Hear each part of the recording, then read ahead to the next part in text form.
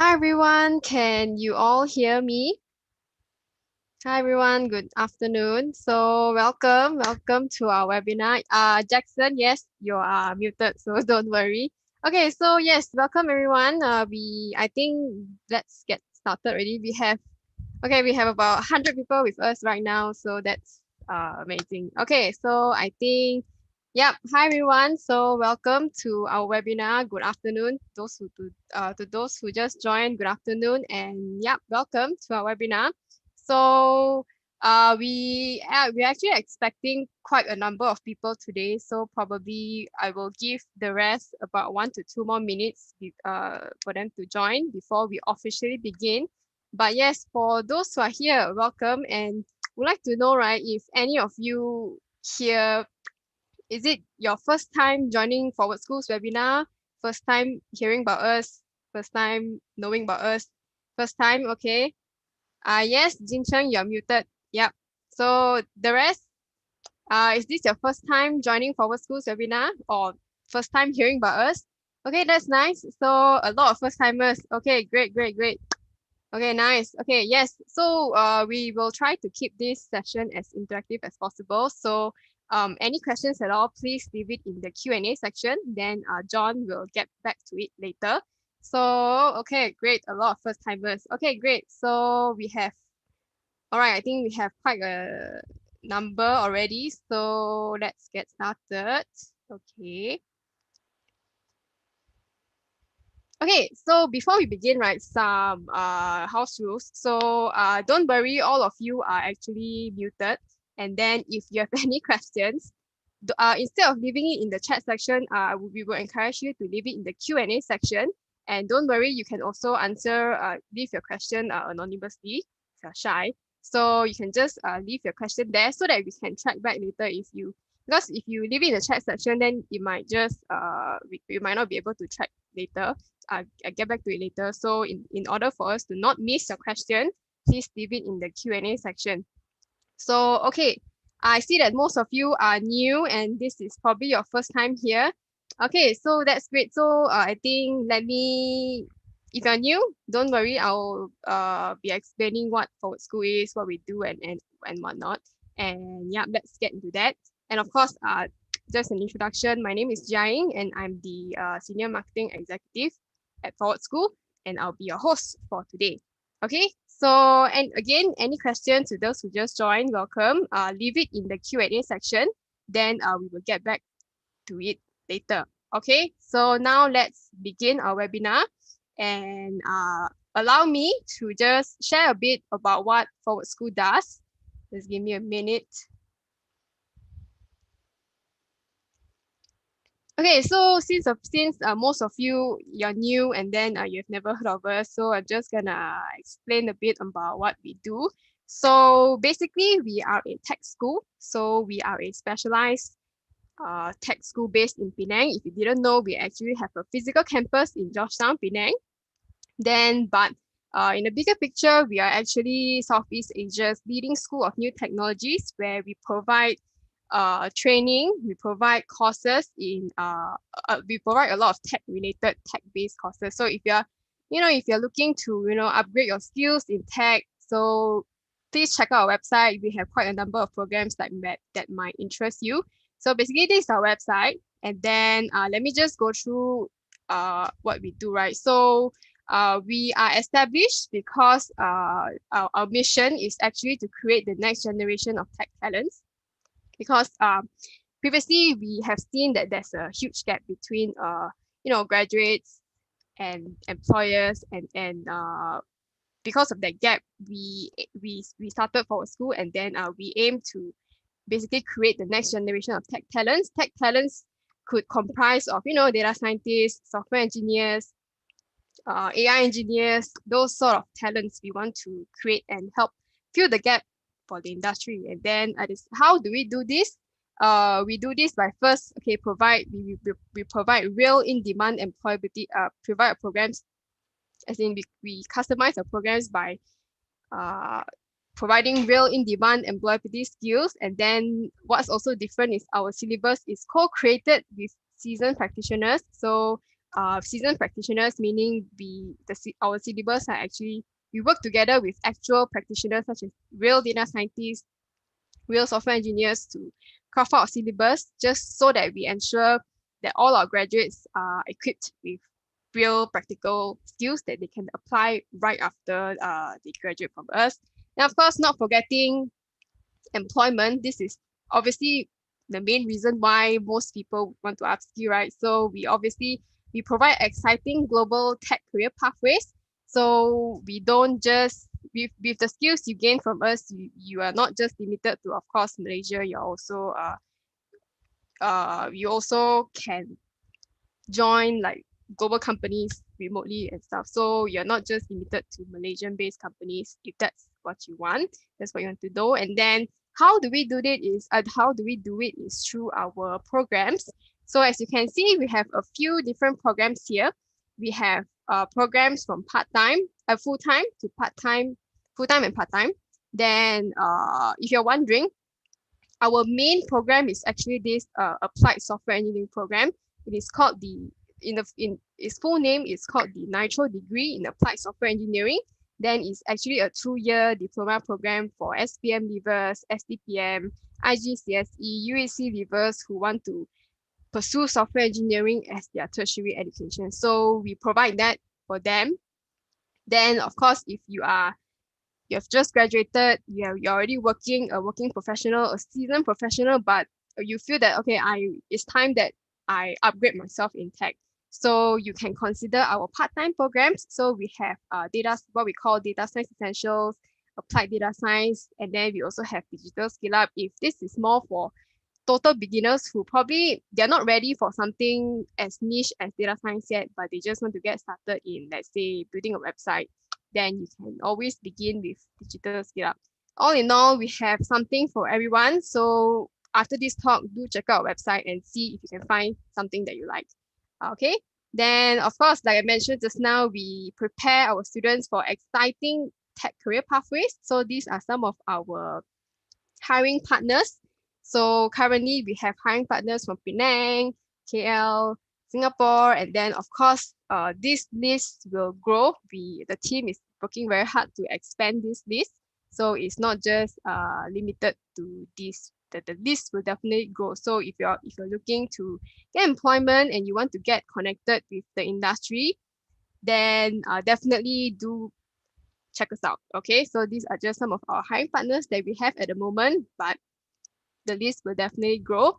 Then, okay, this one is more of our financial assistance program. So let's say if you're interested in our Nitro degree, you're an SPM student, then you want to consider our financial option. We have what we call the income share agreement.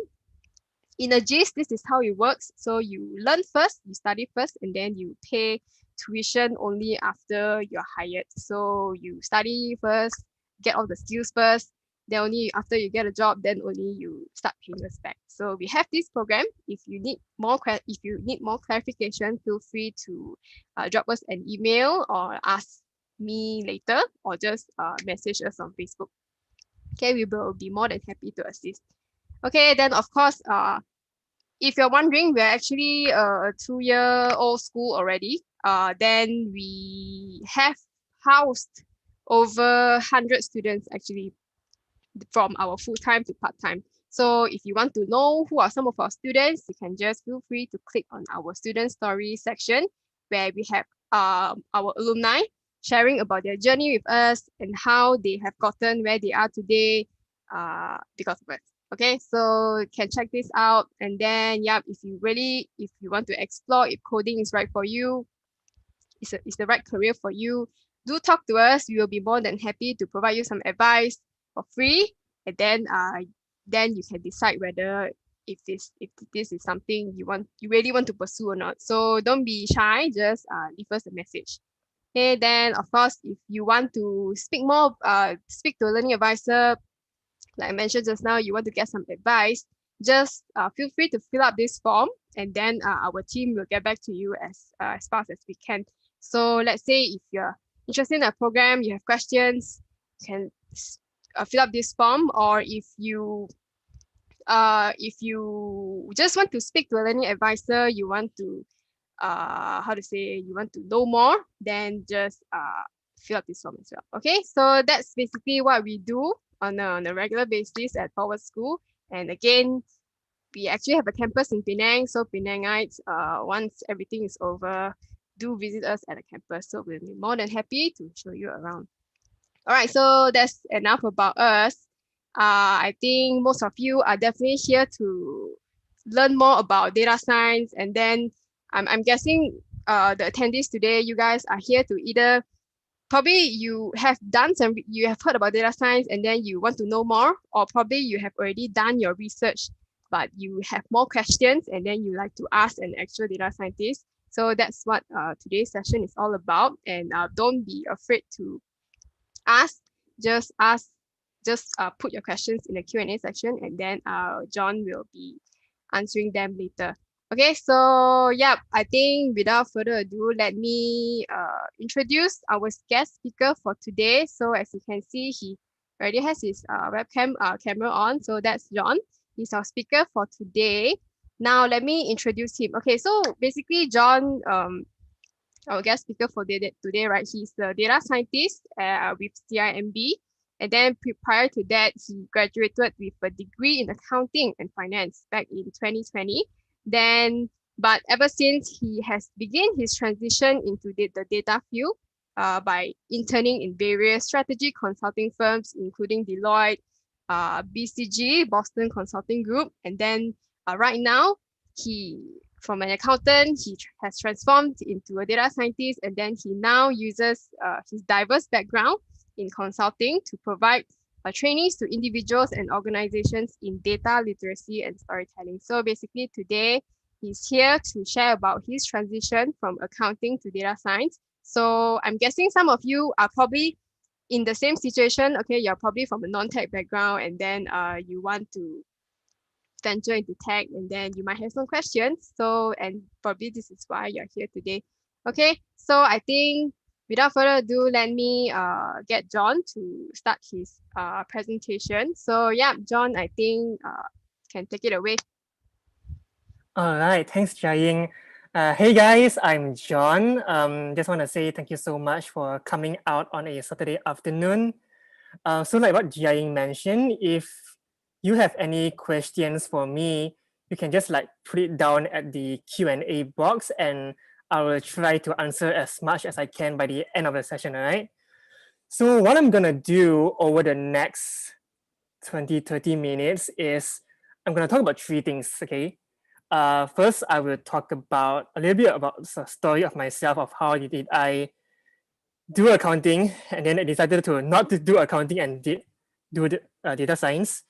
Number two, I will talk about a little bit of what practical steps I use to pick up or to upskill myself to make this transition. And number three, I will also share a little bit about what kind of reflections or perhaps what are some things that I wish I did better in hindsight. Okay, so without further ado, let me start. Awesome. So yeah, I started my degree in accounting and finance in 2016. And the reason why I did accounting and finance wasn't because I particularly enjoyed accounting and finance, but it's really because I came from a very Asian Chinese background.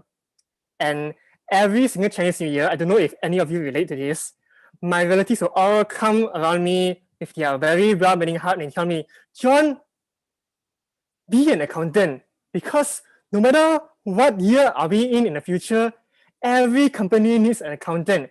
So if you study accounting, you will definitely go far in life. And because I was of that many years of CNY indoctrination, I decided to do accounting. So that was how it all began. So in 2016, I started my degree and I did one semester of accounting and I was just like, oh my gosh, accounting sucks because my balance sheet wasn't balancing. I have no idea why are there so many tax laws? I have no idea why are all this. Why do I have to learn about Enron every other semester? Okay, it was terrible.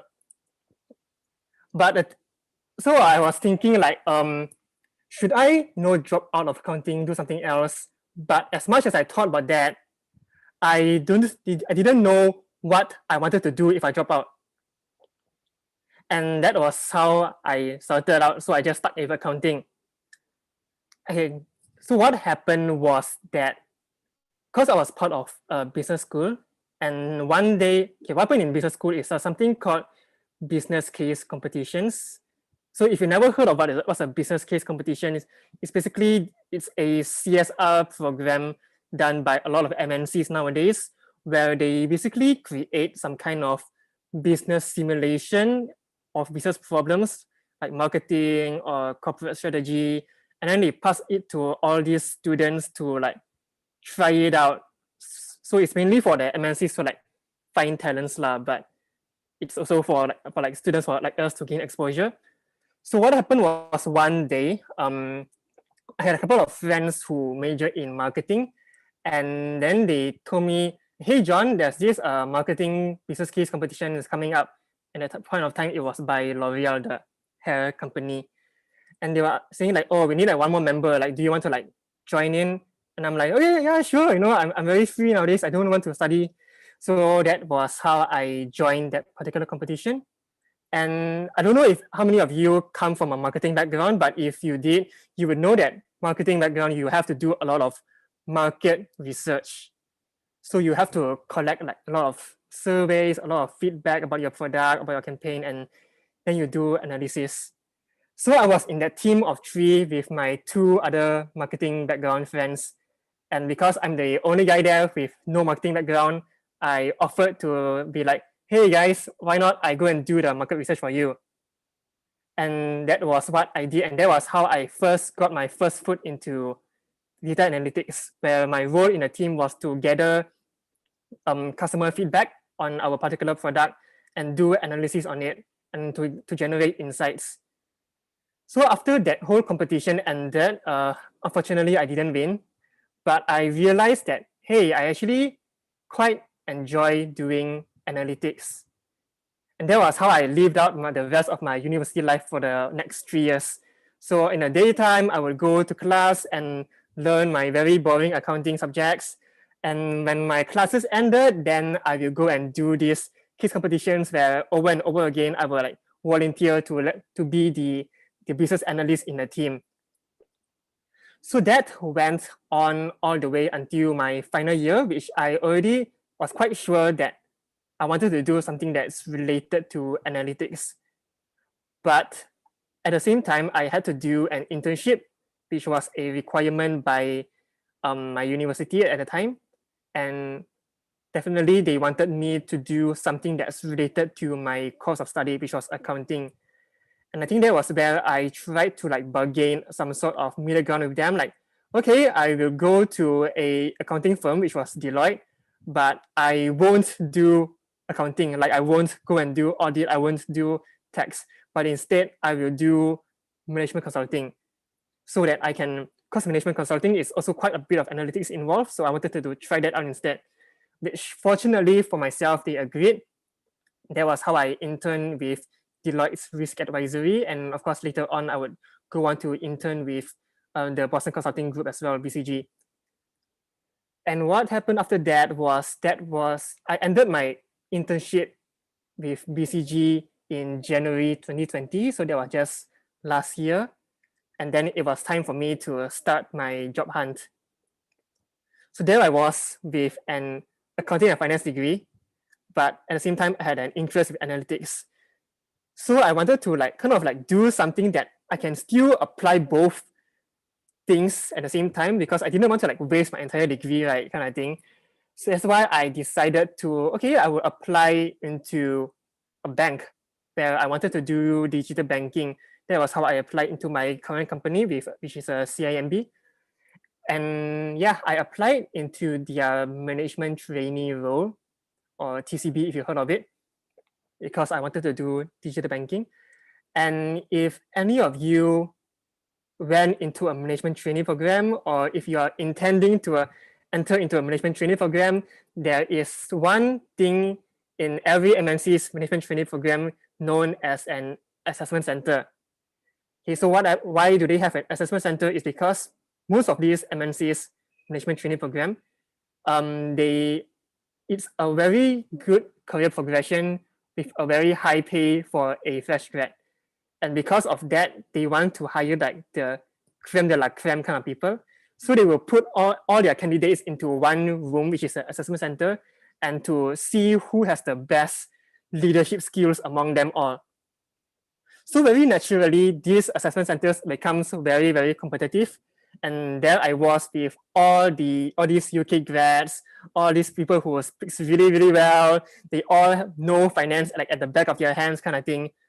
So I was in that particular environment and I'm like, I definitely cannot stand out if I'm using my finance knowledge because these guys are definitely a lot more passionate in finance and accounting compared to I am. So I had to find a different way to stand out. Hence, during my case studies in that particular assessment center, I knew that I cannot stand out if I focus on talking about finance. So I decided to talk a little bit more about my analytics background. So during all the group case studies, everyone will be like, yeah, finance, profit margins, growth rate, and all kind of stuff. And I'd be like, yeah, but if you look at the data, I think that the insights here doesn't make sense. I think the trend growth doesn't make sense. And it's all that kind of data-ish stuff. And then they just did that for the whole 3 hours of that entire assessment center. So I got home and in the following week, I got a call from the bank. And when I saw it was the bank's number, I was very overjoyed because if they wanted to reject me, they would have sent an email. So if they called me, means I passed, right, kind of thing. Yeah, so I picked up the phone call. I was very excited to get my offer. And then the HR asked me, like, hey, John, have you ever considered a role in data science? And at that point of time, I feel like my time just kind of froze for me at that moment. Because up until that point, like, yeah, I keep on mentioning that I enjoy analytics, but I have never thought about doing data science up until that point. And the reason for that is because in my head, I always thought of data science as something that's very, very far-fetched. Like, you have to like be really, really good at coding. And then they say all this AI and machine learning kind of stuff. And I just didn't think it was for me. So I told HR like, oh no, I actually never thought of it, but let's have a few more conversations about that, which we eventually did. And of course, I met with like my current bosses who talked about why did they consider me for that data science role, and because they were saying that how I stood out in my analytical thinking during the assessment center. But at the end of the day, at that point of time, it was like already February. At the end of the day, they gave me the offer letter and they just told me like, hey, you know what, the offer is on the table and it's simply up to you whether you want to sign it or not. But I was still very hesitant. That was like late February, early March last year. And I'm sure we all know what happened in March last year. The whole country went into MCO. So there I was with a offer letter on the table, which gives me good progression and good pay in a good company, while the rest of the country is in an economic meltdown. So naturally, I didn't want to like risk anything else, and I signed it. And okay, and so at that point of time, the time was March 2020, and my job in CIMB was scheduled to start in May 2020. So I had about I got like 2-ish months to transform myself from a accounting and finance major that's familiar in data analytics to become a data scientist that's familiar in accounting and finance. So what I'm going to do in the next segment is I'm going to talk a little bit more about what are some of the practical steps that I took to make this particular transformation. But before I get there, what I want to do is I want to just take a quick step back to once more highlight a little bit about what is data science, especially after doing it for like past 1 year.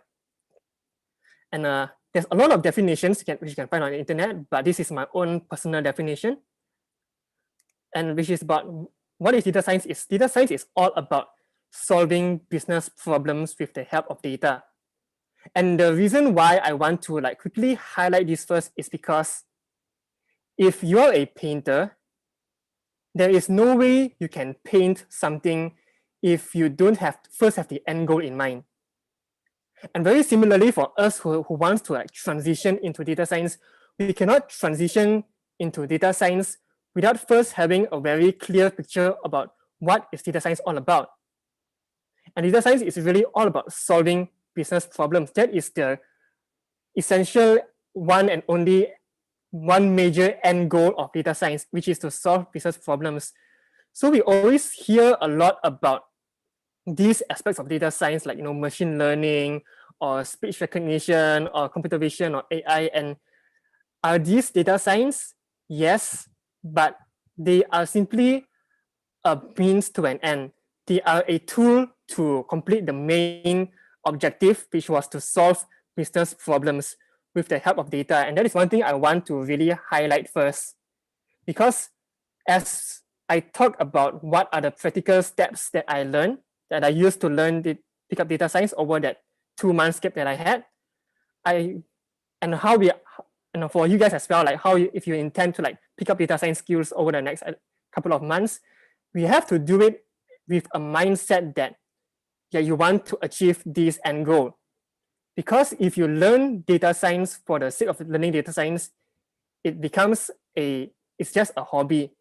But if you learn data science for the sake of achieving an objective, then it can become a profession.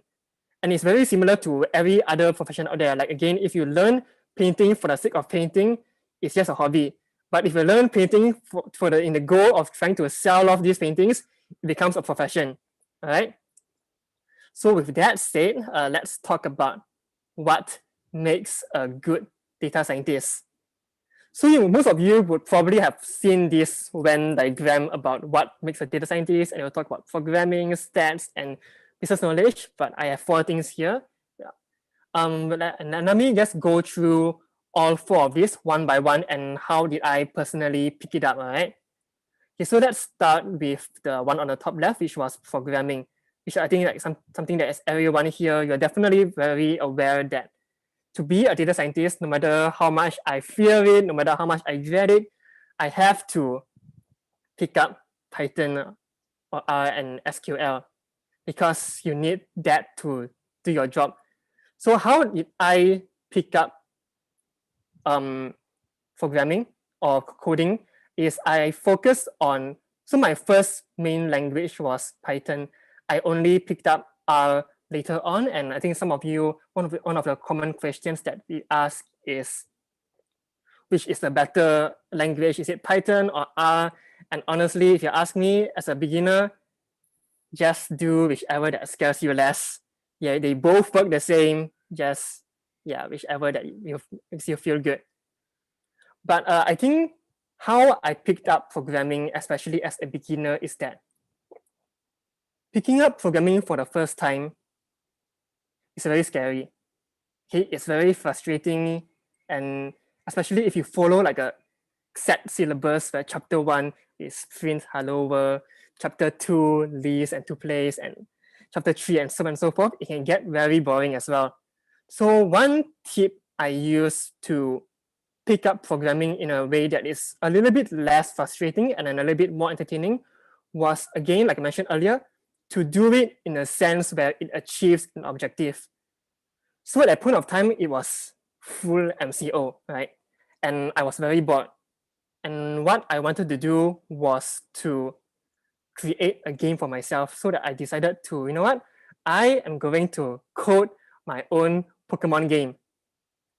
So I had that clear end goal in mind, which was to create my dumb Pokemon game. And I learned with that objective in mind. So as I coded my game, whenever I hit a snag, then I will Google what do I need to learn. Whenever I hit a bug, then I learn how to like debug that particular bug. And I just like keep on repeating that whole process until like my code finally runs. And just I'm learning the same thing, but I'm just structuring it in a slightly different manner. And that makes all the difference because I learn with a mindset that I can clearly see why I need to learn this instead of just learning for like learning's sake and like going for like a lecture and one thing goes in and goes out. Yeah, so that's how I learned Python. SQL is fairly simple, so I didn't have much trouble with that. But one more tip that I want to give for some of you who comes from a more creative background, like you have never gone into science-ish subjects before, and you want to pick up programming for the first time. One tip is honestly to pick up Microsoft Excel first and learn how to use Excel formulas, because before you want to go into programming, which is a very, like Python is an easy language comparatively, but it's still very frustrating to learn. You want to first learn the whole logic of how to code, which is like the whole if-else logic. And I think the easiest way to learn that is by trying out Excel formulas first, which is a lot more beginner friendly. And that is for those who are coming like from a pure creative background, like the arts or something like that. Okay, but if you're, of course, you're already familiar with like Excel, then sure, go ahead and do Python. Okay, so that's number one. And number two, which is analytical thinking. So analytical thinking is all about how, as a data scientist, what you want to do is you want to draw insights from the data which other lay people wouldn't notice. And of course, this actually comes with a lot of intuition, and intuition comes with experience. But one practical step that you can take now to build up analytical thinking is to learn your statistics. So one tip I would give when it comes to statistics is one of my favorite YouTube channels. It's called StatQuest. Okay, you can search it up on YouTube if you want to. It's StatQuest with Josh Starmer. And what he does in this particular YouTube channel is he takes all these statistics concept and he breaks it down into something that is very easily to understand in all his videos. So he will really visualize all the graphs, and he will explain about the whole basics behind it. So as someone who is starting out learning stats for the first time, if you didn't come from a maths background or an engineering background or an actual science background, this would be a very good way to start out. But one thing I want to highlight again is as you want to pick up analytical thinking, one of the most important traits to have is to be very intuitive. And that is to always be curious on like more things. Like for example, if you learn about, let's say, logistic regression, like his YouTube video will just give you the basic. But to be really good in analytical thinking or statistics, you have to put in a little bit more effort to understand like why is this concept the way it is, or what is the background of it, when is it being used, and so on and so forth. And it's only by being intuitive and to actively seek out these kind of answers that will make your whole grasp of statistics even better. And the reason this is so important is because when you go into the workforce and you become an actual data scientist, it's not as simple as the stuff you see in your e-learning courses. Because you are there to, again, solve business problems which no one else can solve. So if someone else can solve it, they wouldn't need you. Hence, they need someone who knows what to use, when to use, and why to use it. And all these answers can only be used, you can only bring it out when you have a full grasp and understanding of all these things, of all these statistical concepts of why does it exist and when do you use it and what does it achieve. Okay. So, okay. Again, if you have any questions so far, please feel free to pump it into the Q&A segment and I will answer it later, all right? Okay, number 3, communication. And I think this is one particular trait that is extremely undervalued and people just simply don't talk about it enough. But as a data scientist, what I discovered is a little bit different compared to other IT roles like software engineers, in which because again, you are solving a business problem. So you have to communicate with the business users. For example, I work in a bank and I am solving problems for the bankers. So naturally, I need to have a constant communication with the bankers to understand what are their problems. And I honestly think it's such a waste that, you know, if you can create like the best machine learning algorithm with the best AI and whatever, but at the end of the day, the business users don't buy it because they don't understand your solution, then like your entire project just goes to waste. And then I think that's why it's so important to build up your communication skills as well. And it's not just speaking well, it's also about presenting well. And that is why you always hear a lot about people talking about data storytelling and data visualization. And all this is not to just puke out all your hard work and data. All this is to transform all your hard work into very simple English or very simple logic that your business users can follow. Okay, and last but not least, business knowledge. And I think this is, I know like quite a number of you are transitioning from a different background. And honestly, this is something that I want to highlight for you guys because this is your biggest asset. Why we need business knowledge as a data scientist is because we can only improve what we understand. We can only solve problems that we understand.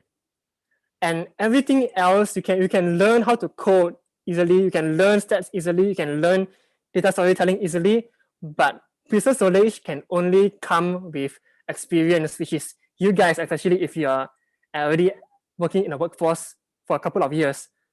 So going back to my story again, one of the reasons why they were very willing to offer me was because I didn't come in blank. I came in with a finance background.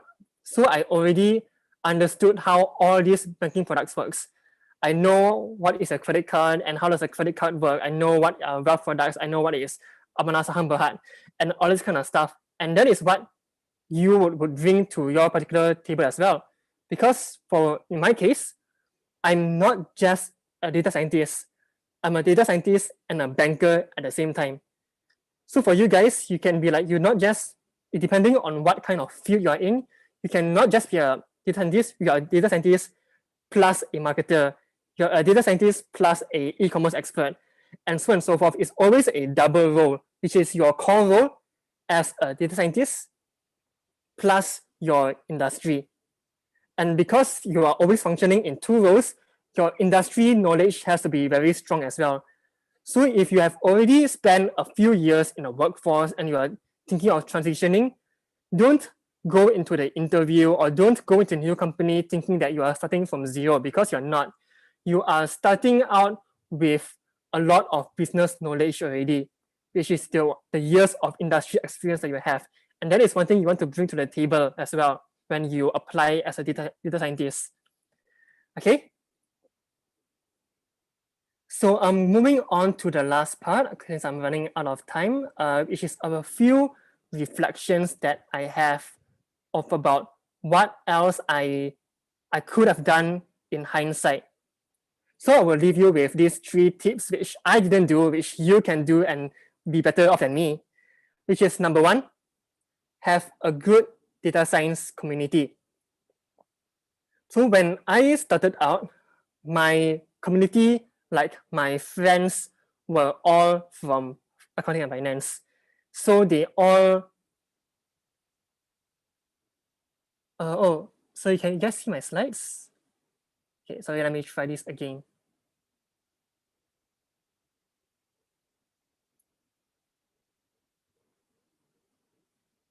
Give me a moment.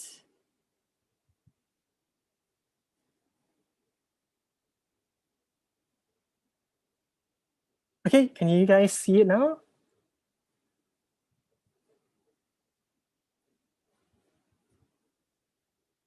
Okay, I'll just keep talking then. Yeah, so when I first started out as a data scientist, what happened was that my community was all accounting and finance grads. So they all went into audit. And naturally, as I was starting out trying to pick up data science, I had nobody to ask questions. So what I had to do was I watched a lot of YouTube videos to understand what does a data scientist do. But unfortunately, most of these YouTube videos are based in either the US or India. And because of that, a lot of their insights are mainly from US or India. And it doesn't fully reflect the Malaysian market, which is fairly similar, but different. Oh, my slides aren't changing. John, I think your reflection points, right? Is it supposed to be on the slide or you're just gonna explain it verbally? Okay. Is there a slide for it? It's not appearing, so never mind. I'll just explain it verbally, okay? Okay. So guys, he will just explain it verbally, so you all listen, okay? Okay. Yeah, sorry about that.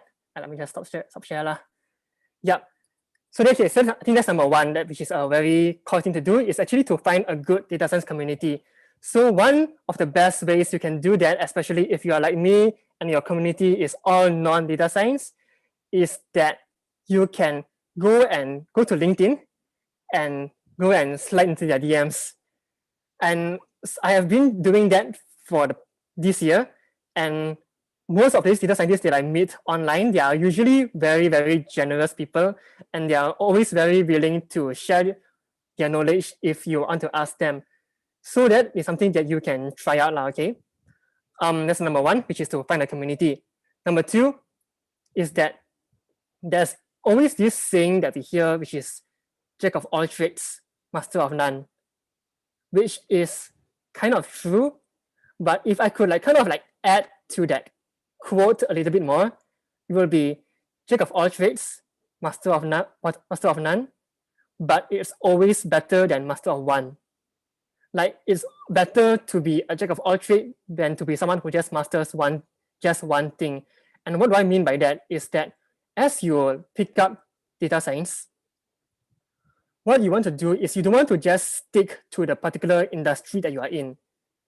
What you want to do is what is better is that you always seek out your friends from other industries and what are the different ways that they are applying into their version of data science. And from there, that's where you can learn different models or different methods of doing things which you can apply into your current work. Because data science is an industry that's always evolving. Like, there are still new models that are coming out like every other year. And if you just bury yourself and stick to the industry that you are in, then you wouldn't learn about all these things. But if you learn about these things, that's where you can do your job a lot more efficiently. Okay, so that's number two. Always look outwards to other industries. And number three is that data science is a huge umbrella. So as you start learning data science, there would definitely be elements that you like some things and you don't like other things. And it's honestly fine, because within data science, there are a lot of roles. Like there's of course the data scientist, but there's also like data engineering, there is decision science, there's machine learning engineering, and all these other roles which uses the same skills as earlier, but in a different manner. So for example, personally, I totally suck at data pipeline. Okay, if you ask me, can I explain what is Hadoop and all this kind of stuff, I will give you a very surface answer and nothing more, because I suck at it. And that is why I don't do data engineering, but I focus myself on doing my machine learning models. So as you learn, and if you encountered something that you don't like, you don't have to give up on the industry as a whole, okay? Because there is definitely something for everybody. Yeah, so again, I will go into Q&A very, very shortly. So if you have questions, please feel free to pump it into the Q&A segment. But in case I don't get to answer your questions on the Q&A segment, feel free to add me on feel free to add me on LinkedIn, and I will try my best to answer your questions. Okay, so back to you, Jiaying. All right. Thank you so much, John, for your sharing. Okay. I think one of you asked if you can get John's slides. So yes. Later, I think John will share it with me, and then I can share it with you guys later. Okay. So yeah, Thank you so much, John, for your sharing. I think lots of very interesting tips. I particularly like how you mentioned if you are studying, data science just for the sake of it, then it's just a hobby. So I think this is very true. So yeah, thank you so much for sharing. Okay, so we have a lot of questions to go through. So, but before we go into that, I will let all of you probably absorb first, then probably key in whatever questions you have. Right now, I'm just going to take probably 2 to 3 minutes to share about what Forward School has. So basically, like I mentioned just now, we do have a data science program. Let's say if you're interested in to upskill yourself in data science, we have a 2-month program that I'm about to share with you right now. So while I share, please think about your questions and pump it into the Q&A section. So let me just give me probably 2 to 3 minutes to share what we do. Then we can go jump into the Q&A later. Right. So can everyone see my screen? Everyone can see my slide, okay? Okay, basically, sorry. Okay, can see, okay, great. So basically, right now, I'm just gonna share a bit about our data science essentials program. So let's say, if you're a total beginner and then probably you are like John, you from the accounting background or non-tech background, and then you are really looking for something, a more guided program on when it comes to pursuing data science, probably you've went through a lot of YouTube videos, but you feel that you still need a guided program, then we have what we call the Data Science Essentials. It is essentially a 2-month part-time intensive program that that equips you with the needed data science competence using Python, Jupyter, and more. So this is what, in a nutshell, what Data Science Essentials is about. It is a program crafted for total beginners, so you don't have to have any prior experience in programming or whatever. You can join it as a beginner, and it's just 2 months. Okay. Then this is an overview for you all to have a look. So it's a beginner friendly. So don't worry, beginner friendly. You'll learn how to code in Python, how to clean, how to structure and visualize data. Then once you have completed the course, you will leave with a functional data literacy and knowledge to help governments, businesses to make better and smarter decisions, all in just 2 months. Basically, in a nutshell, you will be learning how to master Python. Then later, if you really want to progress further, we have other programs for that. But right now, I'm just going to explain about Data Science Essentials. Then what you'll learn, there are 3 main points. So 3 main outcomes. So you gain ability to write in Python, do basic preparation work for data sets, ask relevant questions, and uncover basic inferences by data visualization method. So, and then, of course, learn basic statistics, linear algebra concepts such as mean, mode, standard deviation, correlation, vector, and matrices, and more. So a lot of these concepts you will actually grasp in these 2 months. So this is what you will learn.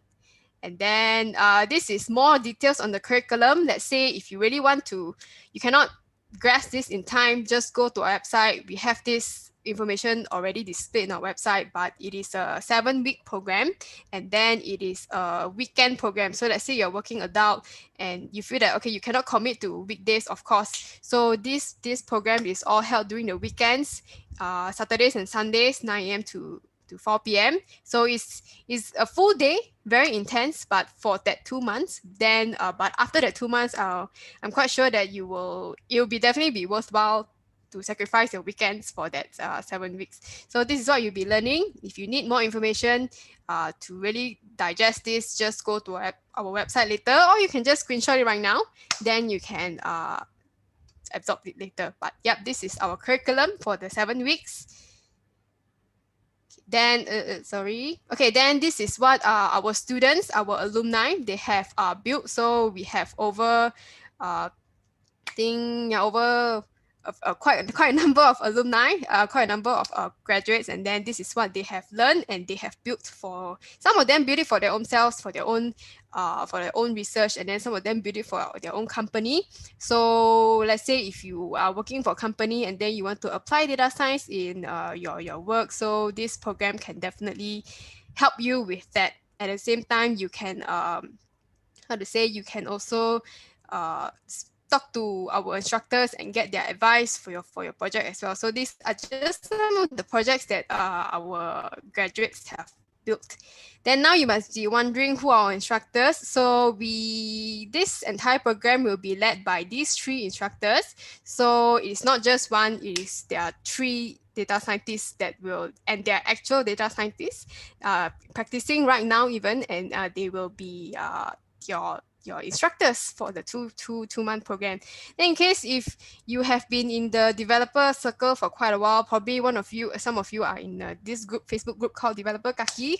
You should know of Darren. So Darren is the founder of Developer Kaki, and then he's actually a data scientist as well. And then he's our lead data science instructor, and then these are his Eugene and Leonard would be his teammates. And then these 3 instructors will be there throughout the 2 months to guide you throughout the program. So very exciting. Then if you really want to get to know them more, just head to their LinkedIn, look for them on LinkedIn, Darren Tan, Eugene Loh, Leonard, then you can find them. Okay, so these are your instructors, not only one, but you have 3 different instructors. Okay, then these are just more information about them. You can definitely just check their LinkedIn. But if you want, you can just screenshot it right now. Even so, this is Darren Tan. Then he's our lead data science instructor. He's a full stack generalist and also a data scientist. Then this is his profile. But yes, you can screenshot it now if you really want to read.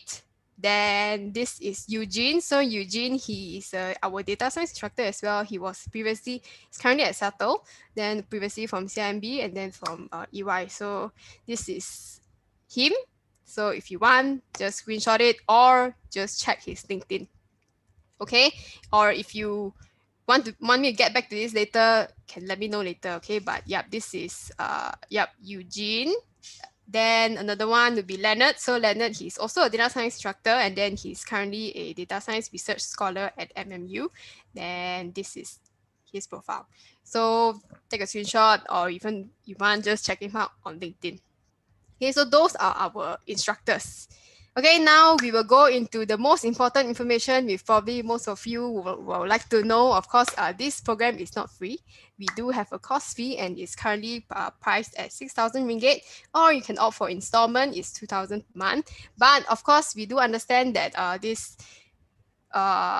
it might be a bit steep for some of you right now, but don't worry, I'll be sharing about the scholarship and the financial aid programs later. But basically, in this cost fee, these are the benefits. So you have 8 full length. Right now, there's no on-site for now. So it's not 8. It's actually 7, about 14. Yeah, 14 online remote classes, and then weekends only 9 a.m. to 4 p.m. Meals not provided because there's no on-site. And then, of course, we don't only provide you with the theories, we also make sure that you actually apply. So we will help you in creating a professionally built GitHub portfolio for data science, access to a state-of-the-art online learning portal that is by Forward School, and then dedicated instructors, 3 of them, remember. Then, of course, flexibility to do remote learning actually is the only way now. So it's all remote all the way, online all the way. Certification will be awarded by Forward School. So this is what our cost fee is, what do we offer, and yes, okay. Then now they're wondering, okay, if you need financial help, this is how we can help you. So we have 3 different funding options. So you have, we have our scholarships, of course. So it is the Forward School Data Science Scholarship, and then basically how it works is that we have an application form where we have a few questions that we need you to answer. Then we will need you to answer as truthfully as you can. Then we will base the award we will sort of evaluate your answers, and then you will see if we can offer you a scholarship or not. So scholarships wise, we have full to partial. So if you're wondering whether you're eligible or not, just submit an application first, then we will get back to you on your eligibility. Okay, so that's for the scholarship, and we also have monthly installment. So this you will need to work with your credit card issuer. Basically, you can of course pay our fees through installment as well. So we do accept that. Then, of course, if you're working in a company that is that contributes to HRDF, it is also HRDF claimable. But this one, you will need to, of course, talk to your HR first. Then, if you need any information from us, just message us directly, and then we can definitely assist. Okay, so that's for our funding options and what our Data Science Essentials program is all about. If you have any questions about this program, just put it in the Q&A section, and then I can answer it later. Then if you're interested to apply, just go to a website, click on the program Data Science Essentials. Then you should see the button Apply Now. Click on that, and then look for Data Science Essentials. Then you see the application form. So that's the application form for the scholarship as well. So once applied, then we will process it and get back to you as soon as possible. Okay, so that's for our program. Now let's go into our Q&A. So I hope you guys, there's about 50 questions. Okay, so I hope all of you have put in your questions, and I think let's begin with the questions. So there's 49. Okay, let's John, you can see the questions, right? Yep. Okay, so maybe let's start with the first one. Let's hope we can answer them all, but we will see. Okay, for Yi Ying, what kind of niche within data science can someone with accounting background fulfill or have some advantage in? Okay, so there was this one project that I did in CIMB. It was, what we wanted to do was we wanted to create this whole dashboard for us to compare our current competitive advantage compared to our competitors. So how did I apply my accounting knowledge in that scenario was that because in accounting, I learned all about how to build a financial statement. And so because of that, I'm able to code my program that automates the entire thing all the way from start to end, all the way into the dashboard, and to only highlight the stuff that really matters, like what is the market share, or how do we find out their particular products revenue and this kind of stuff. So these are things that how I personally applied my accounting knowledge. I mean, it was not a total machine learning project, but it was still a data business intelligence project. So that is one way. But yeah, similarly, when it comes with accounting background, you definitely have a lot of grasp in like things like how do you financial reporting, tax, and all this kind of stuff. And these are things that only you know as an accountant, and that is how you can apply that. And so because you know these particular accounting concepts, it's easier for you to build your solution accordingly. I hope that answers the question. Yeah. Yep, so hope that answered your question, Yi Ying. Okay, now let's go to, okay, Minnie, what would be the difference between learning this library from PowerSchool as compared to courses? Okay, maybe I'll just take this. Okay, for this one, it is, I would say the main difference is that first, our classes is held live. Then second is, because we have 3 dedicated instructors for you, then you can always go to them for like one-on-one sessions or mentoring sessions. So those are the extra perks that we can provide you. And then the difference, yes, is if you compare like us with Coursera, first is we don't do pre-recorded. The classes are all not pre-recorded, so it's all live. So that's what I can say. Then another one is that you can always feel free to reach out to our instructors for like advice or mentoring sessions, which I don't think Coursera and Udemy can provide you. So this is some of the main differences, but if you really want more, feel free to just leave us a message, and then we can get back to you probably later. So that's for Minnie. Okay, Jackson, what is data science? I think John has already answered this. What does data science do? Already answered. Okay, Nabiha, so hi, may I know if there's any software that we need to install for us to learn machine learning or deep learning? Yes. Oh, yeah, Jupyter Notebook. Yeah, I think that I use Python, so definitely I use Jupyter Notebook a lot because it's a little bit easier because you get to type your codes in like different chunks and you don't have to like run it all at the same time. So that is one thing that I enjoy using. But of course, if you are learning R, then you can, the definite answer is R Studio. So that is for machine learning. For deep learning, you would actually need a GPU because it takes a lot of memory. And if you use it, if you do deep learning on your laptop, it will overheat. I tried. Yep. Okay. So for Hadi, for Python, use Google Colab. It's free. Okay. Yep. So yeah, I think that's for you, Nabiha. Okay. Same question. Okay. Let's see. Okay. This is by anonymous attendee. Hello, John. I'm graduating in August with a mechatronics diploma, and I'm currently considering switching career paths to software engineering or data science. So, what is your advice for individuals who would like to pursue a degree in computer science from an unrelated or not so related field? So what should we do if we were to take some time off to self-study about computer science? Personally, I think especially since you already have like a degree, right, in mechatronics, I think nowadays how the industry works is you don't need a data science degree to do data science. So that's why I think like mini courses like Forward School really helps because what they want to see is can you do the job or not. And of course, if you're already doing a degree in data science, then it will you would have a better grasp, but it's not highly necessary. So I think that is one advice I will give. But if you were to really take some time off to self-study about computer science, one key advice is that doing is the best way of learning. And because computer science is such a practical thing, and you can spend hours and hours watching the YouTube videos or whatever video you plan to watch, but you will never properly learn until you code something out and get a bug and learn how to debug that particular bug and repeat the process over and over again. That is the best way to learn it.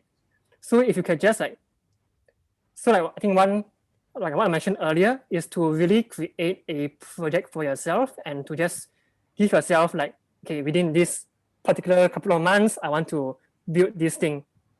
I think that will make your learning session a lot more fruitful.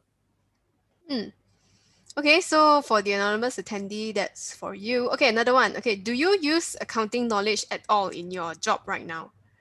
Yes, I do, because especially when it comes to like banking terms, I definitely still bring up my accounting and finance knowledge about how do you calculate interest rate, what is all this risk stuff, and all this kind of stuff, because that is one of the biggest issue within a bank is all about calculating risk and interest. And that is how I'm still bringing out my finance knowledge. Because if I didn't know all these formulas or all these banking concepts, then I would have no idea what am I even building in the first place. Yeah. Okay, so yes, says yes, he does. And then, so that's for you, another anonymous attendee. Okay, do you need to have an excellent math background to be a data scientist? Excellent is a very big word. I don't think I'm excellent. But you definitely have to understand a fair bit of statistics. Like you don't have to be like super good at it, like some full-fledged actual scientist, but you definitely have to understand the statistical concepts and how does it work. And the reason for that is because every single machine learning model that you build comes from a statistical concept. So if you don't understand the statistical concept behind it, you are just creating a black box. And the risk about using a black box is that what if one day your model doesn't work? And how would you tweak it? and you wouldn't know how to tweak it if you don't know what are the root underneath, the wirings underneath it, which are the statistical models. So yes.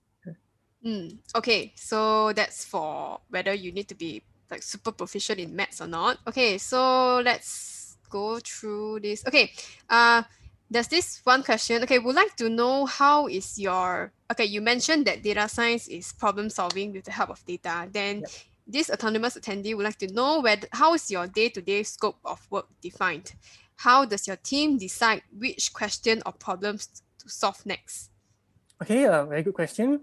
I think that this honestly varies from company to company, because I've spoken to someone else in a different bank and their approach is like entirely different. So in regards to CIMB, what happens is that our business users engage us when they have a problem. So they will come and they will say that, hey, we have this issue, like for example, like we are not selling enough credit cards, for example, and that's all you're gonna get. We do not sell enough credit cards. And on your own, you kind of have to decide what you want to do on how you want to solve that particular question. And so what I do on a day-to-day basis in my particular role is my job is very project-oriented. So I have no BAU, I have no constant thing that I do on an everyday basis, but I just have one project in mind, which are broken down to multiple mini targets, which I set on my own. And every day I just wake up and work to achieve those targets, to achieve the final product. So that is for, of course, that's for CIMB. I heard from another friend of mine in a different bank. It is a digital bank in Malaysia. Theirs is a bit different, in which they will actively find out what's wrong or what improvements can they do within that particular bank. And then they would go and create those problems themselves and solve it themselves. So theirs is a more proactive approach compared to ours, which is a more reactive approach, which there's no right or wrong answer. It's just different companies with different sizes have different demands. So yeah, this ultimately depends on which company that you are in, and the best way to understand what environment will you be in is to ask your interviewer.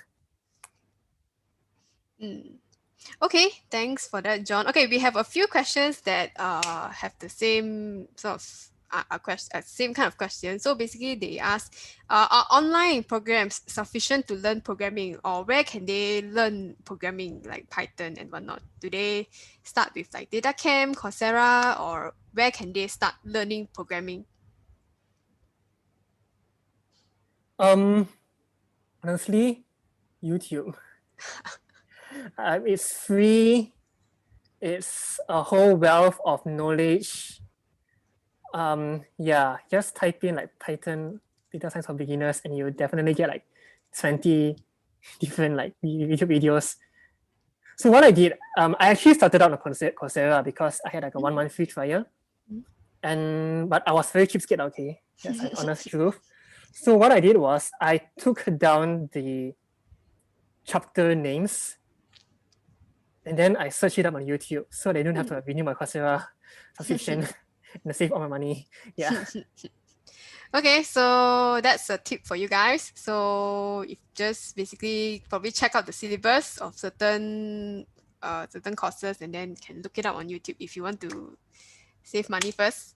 Okay, so that's what you can do. But I think most important thing is to get started. So with the internet, there's so much resources out there, from YouTube to Coursera to Udemy. You can definitely start there first. So then slowly work your way through. Okay, so I think let's see.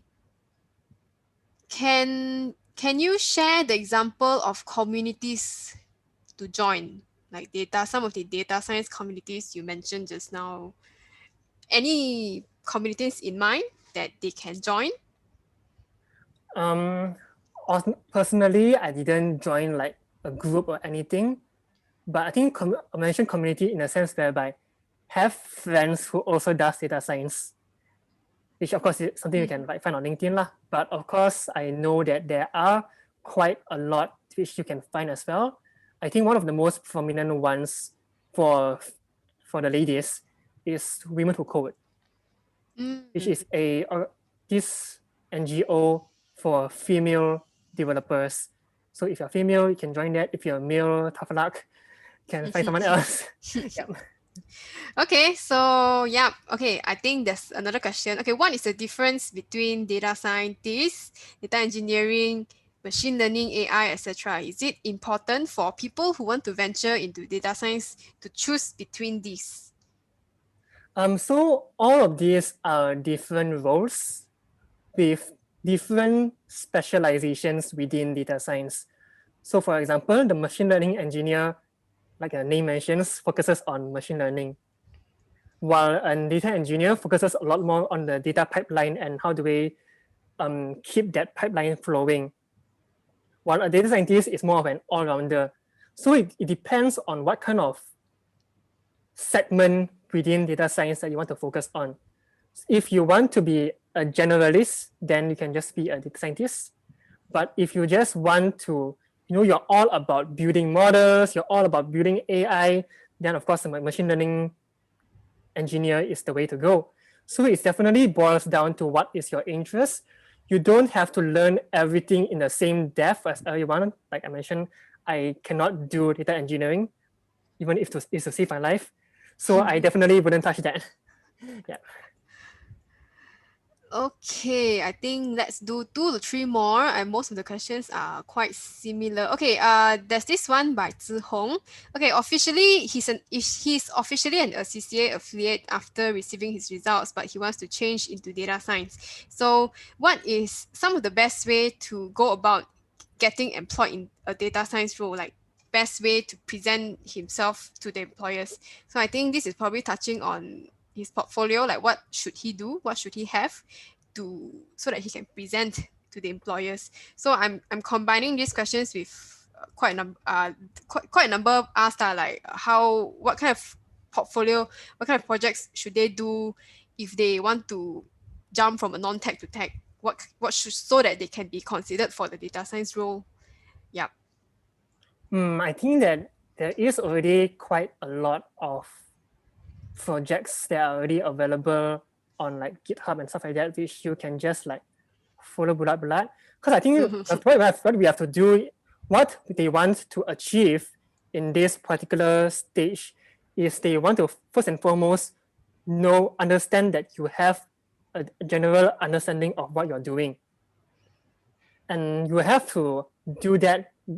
You have to present your particular portfolio with that in mind.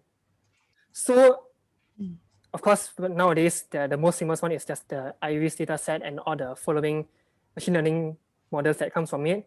You can do that, but which of course can bring it up, but how you want to stand out is you have to explain your project in a sense where you have to answer it in a sense where you know what's the objective and you're not doing it for the sake of doing it. You're not just copying it off. And that is, again, what company wants. They want someone who can solve their problems. And right there, that's where they want to see, can you solve a problem or not? And that can only be done is not just by following bulat on that particular model that you've watched online, but to understand what are all the needs, all the tiny pieces that builds up to it. So I think that is one of the biggest things. Another place that you can go on is Kaggle. So if you have never heard of Kaggle, they host a lot of data science competitions, which a lot of veteran data scientists go on it to compete for like cash prizes. But you can also hop onto it, and they have like beginner-friendly projects as well, which you can pick up. So let me like type that link, www.kaggle.com. Yep. Yep. Okay. I think we have 2 more questions that is quite interesting to wrap up. Okay. Basically, there's this one from an anonymous attendee. So he's currently a computer science student going to major in data science, but he's not confident with himself. So in the beginning, John, you mentioned that you joined a bunch of competitions to know more about data analytics. So how can he or she be more confident in joining these kind of things? Like what must he know? What must he or she know so that so that he can get the confidence to join these kind of competitions? Okay, I think when it comes to competitions, one thing that I want to highlight is that it gives you allowance to fail. So like, it's not like if I fail in my job, I get fired. That's true. That's true. That's true. But if I fail in like a competition, at most I just don't win. Like no harm done. But in fact, I learned from the experience kind of thing. So I think the honest advice is just go and do it. So in regards to data science oriented competitions, I know that Shopee has that nowadays. That's Shopee Data Science Competition Challenge. Yep, they do. Yeah. I'm not sure what's the details, but you can definitely Google it. Shopee has it. CIMB used to have it. I'm not sure when's the next one. But yes, always as a student, this is like your best place to experiment because you have allowance to fail. And it is better that you fail now as a student than you fail in your job. Yep. Yes. That's very true. Like in the competitions, you fail, then just move on with your life. But then if you fail in your job, then you probably get fired. So yeah, get that would be don't be afraid, just join, because really like what John said, no harm done. So you join, at least you didn't, even if you didn't win, then you still get the experience, which is the most important thing from joining this kind of competition. So, and this is coming from my own experience as well. So okay, last question. I think this question is very interesting. So John, what is the biggest success in using data science to resolve business challenges in your experience? I think that the target is very often set by your business users because one more time, I know I sound like a broken record, but the goal is to solve business problems. So even if your machine learning has like 100% accuracy, which is impossible, but your business problem is not solved, it's useless. And I think like in my personal experience, that was also one of my best success factor, which was the one time that I was able to increase like our sales by a good 20-30%. And that was a very, very good attempt because all they had to do was hire me. They didn't have to like do any other things. Oh, Yeah. okay. Any other case, particular like success stories that you have done using deploying data science in your job, that you have helped the company, done something?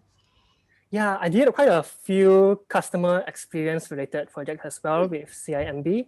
So of course, in that sense, then the success metric is what is the user's feedback at the end of the day.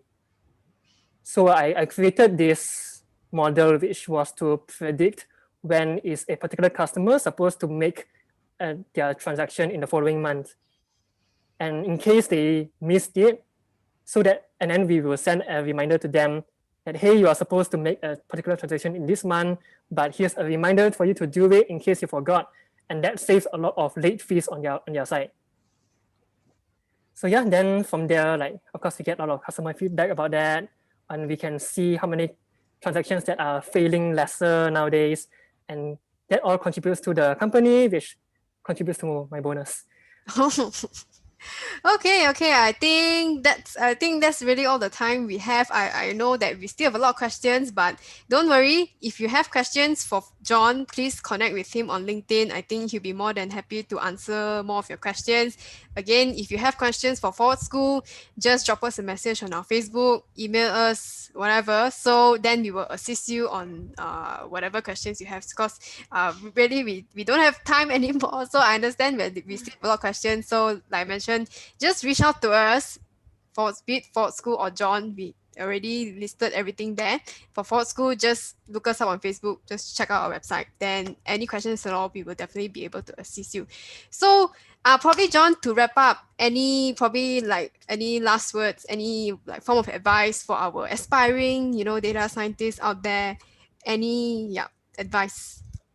I guess one last advice is I think the hardest part about it is starting. That's true. Once you start out, once you get just like force yourself to do the first 5 hours of learning. From there, it definitely gets easier. Yep. That's very true, very true. So okay, I think that's everyone. That's what John has to say. That's his advice for you. Basically, just start. Don't worry, and then basically, I think start, but also make sure you're consistent. So I think this is the most important thing in order for you to see progress and stay motivated. So I think that's all the time we have for today. Thank you so much everyone for being here. There's still 100 over people here. Thank you so much for staying. Understand that we've overrun a bit, but yes, thank you so much for spending your Saturday afternoon with us. I hope John's sharing has benefited you in a way and motivated you to get started on your data science journey. So anything at all, please again reach out to us, and we hope to see you guys soon one day. And then again, please stay safe, and then we'll see you around. So thank you everyone for being here, and then we will see you.